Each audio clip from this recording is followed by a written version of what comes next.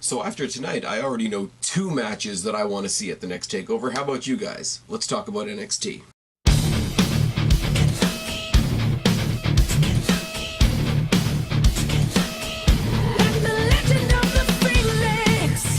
What's going on, everybody? It's your buddy, it's your pal Spaz Phoenix, the YWC Reality Check, coming at you with tonight's June 27th NXT review. For those of you, a quick note, for those of you that didn't catch it last night, I did do a review of Night 2 of the UK special. It's long. I'm very tired in it. Please be generous, please be forgiving, but please go check that out if you wish. That show was a lot of fun. It was a little too much for me to review, being that I'm so used to doing an NXT review, reviewing a show that's like not even an hour long most of the time, but it was a lot of fun. Mustache Mountain winning their tag team champions, the resurgence of Toni Storm, the return of Noam Dar, the goofball that won the tournament getting his ass handed to him by Pete Dunne, and the weird tag match that we got, the Ricochet, Aleister Black versus Velveteen Dream and EC3, was random. Made it feel like a regular episode of NXT for that one match, but it was good, and it did set the precedent, it did set the tone for the NXT UK brand that we are getting sometime in the future. But back to NXT proper, back to Full Sail, here we go. Aleister Black opens up the show with basically talking about how he handles adversity, basically talking a couple of weeks ago now, talking about his victory over Lars Sullivan at TakeOver, gives him a lot of credit, gives him basically says, look, I'll give him all the credit in the world, he's a fucking freak show, but it's all about adversity. Part of what makes a champion is how you deal with adversity. Adversity at TakeOver took the form of Lars Sullivan, and Lars Sullivan, like everybody else, faded to black. And that's about all he gets out. Typical babyface champion in victory sort of post-match promo type thing. Aleister Black doesn't need to talk a lot, does he? His character and what he does. But somebody that did come out and cut him off and cut a better promo, quite frankly, was TOMMASO Ciampa. And TOMMASO Ciampa obviously doesn't need entrance music. His entrance music is the booze. He is... I almost feel bad for Aleister Black, once again, because we said the past 2 TakeOvers, his championship matches have been overshadowed by the Gargano-Ciampa rivalry. Rightfully so. It's some of the best shit that we've gotten from NXT in its existence, and I'll give it all the credit in the world. I have a separate theory that I'm going to talk about when we talk about Johnny Gargano later, but it is, without a doubt, from their first match at the Cruiserweight Classic to them breaking up as a tag team to what we've gotten right now, is probably the best shit we've gotten in NXT. Problem is here is now he's confronting Aleister Black, and Aleister Black is popular, but Ciampa is more hated than Aleister Black is popular, so he does pull the attention completely away from the champion, unfortunately. But he comes back and he says, I'm here to tell you, I'm not adversity, I'm the devil, you know. I'm going to see through all your smoke and mirrors, I don't buy it for a second. You're the NXT championship, or sorry, you're the NXT champion, but a man should make a title, the title shouldn't make the man. You barely survived Sullivan at TakeOver, and I beat Johnny Wrestling with my hands tied behind my back. I love that. That was really, really good. Now that all my personal crap is over, you have what I want, and you need to watch what you say, boy, which I liked a lot, too. You're going to lose your title and your mystique if you ever give me a shot. All I need is one opportunity, one shot, one moment, and then he bows down into the Aleister Black seated pose. It almost was reminiscent of CM Punk cutting the pipe bomb up on the ramp, doing the, you know, sitting Indian style. I don't know why it's called Indian style. Please don't shoot me. And he says, it's time for your title reign to fade to black. And if this is what we're getting at Brooklyn, Jesus Christ. You know, there's no lead into this. There's no #1 contender match. I mean, obviously he cost Johnny Gargano his title shot. But Ciampa's never won a #1 contenders match himself, so it's kind of random. I have the same reaction to this that I had when Ricochet was out cutting a promo before TakeOver, and he was randomly interrupted by Velveteen Dream. Now, obviously, that was a plan. They had done some shit on Twitter and whatever. But it's just one of those, okay, there's you, let's do that. Now I'm looking at Aleister Black and TOMMASO Ciampa. there's you, let's do that. That basically, after the Fade to Black line from Ciampa, the promo cuts off. We go to the commentators who talk more about the match back at TakeOver. It's funny to hear them still talking about TakeOver when we've just had this big, huge event in the UK this week. I mean, I know it was taped, but whatever. They talk about the revelation after the fact that Sullivan was fighting most of that match with a broken jaw, including showing some X-rays and having Mauro Ranallo commentate over the X-rays, which was really cool. They did another one of these mock press conferences things that they do in the back with people with their cell phones, etc., and talking to Vanessa Bourne, who I don't really care about, basically making fun of Kairi Sane's pirate gimmick.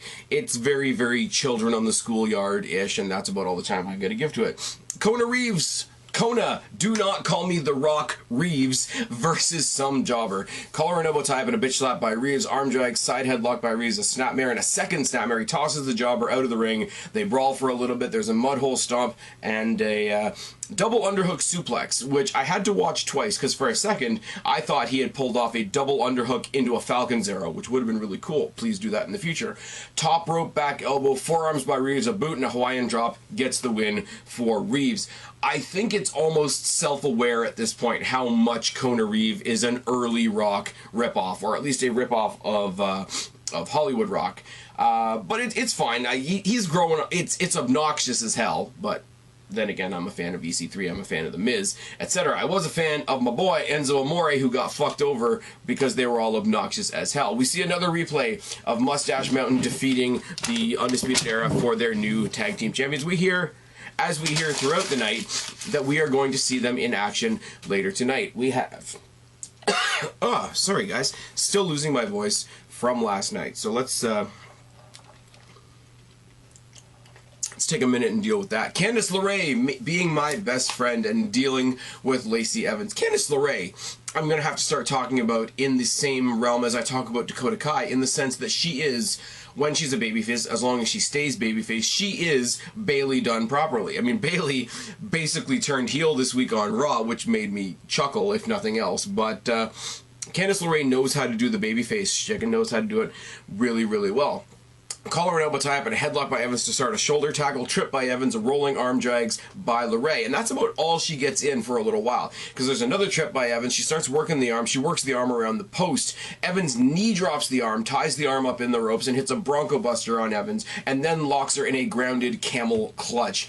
Arm drag by LeRae starts her comeback. There's a back elbow, a snack mare, and neck breaker, a low drop kick by LeRae, and a series of forearm shots.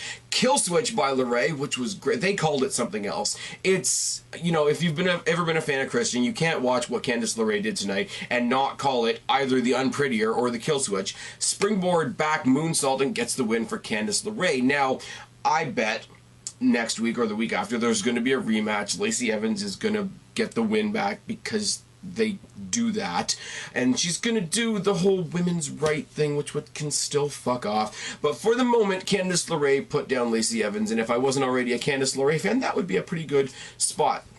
Immediately afterwards, they talk to Johnny Gargano in the back, and they say, yo, you must be happy for your wife, roddy roddy rah. He says, Candice LeRae is my favorite wrestler, but it's hard to focus on that when I look back on what Ciampa did to me at TakeOver. I watched our match again. I watched him rip the ring off my finger and spit on it and throw it in the crowd, which suspension of disbelief goes right out the window as he holds up his hand that definitely still has the ring on it.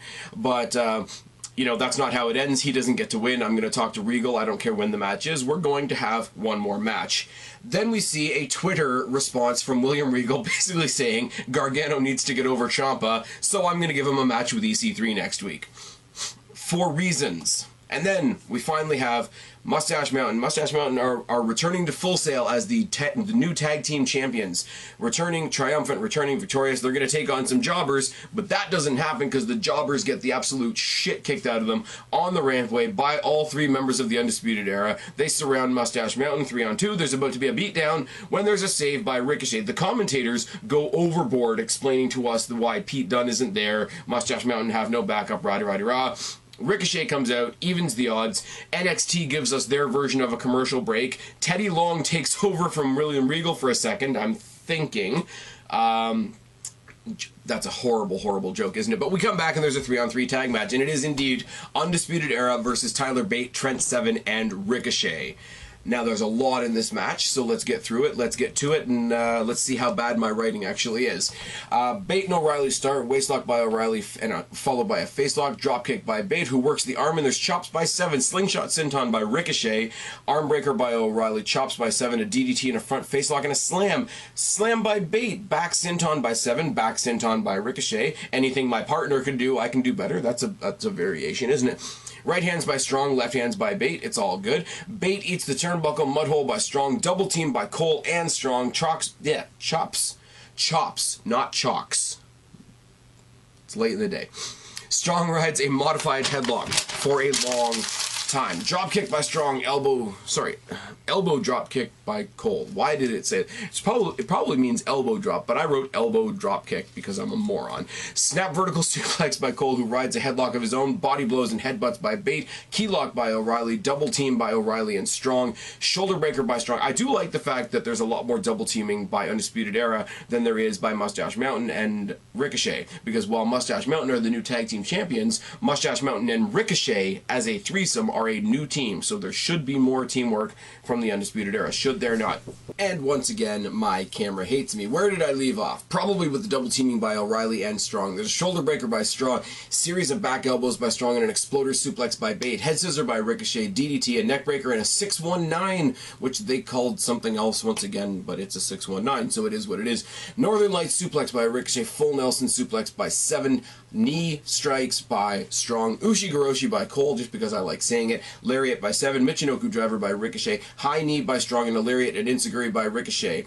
Here's the deal. Here's what we have right here. It breaks down at this point, but it doesn't break down as in like all 6 men brawling. It definitely breaks down with the 4 members of the 2 tag teams fighting on the apron outside, which leaves Ricochet and Cole in the ring slugging it out, which lets us all think for a second, what would it be like at a pay-per-view if we got Ricochet and Cole for that North American Championship? Now keep that in the back of my mind.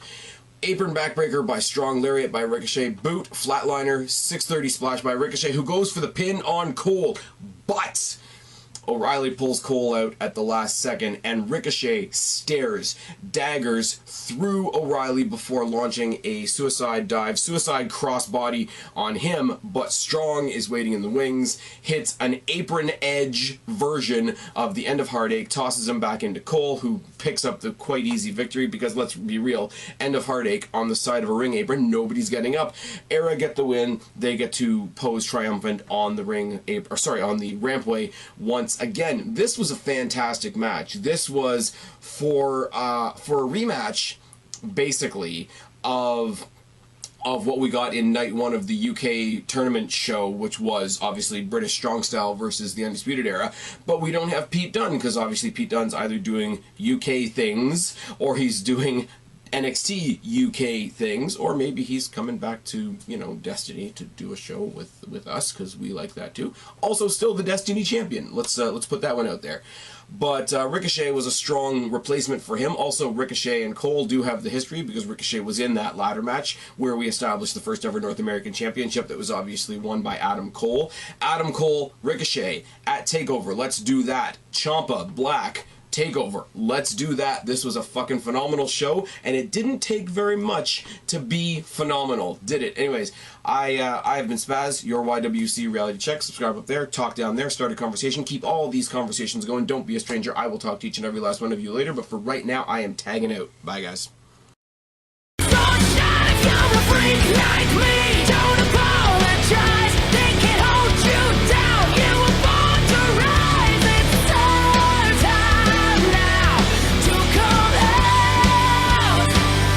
You're a freak like me.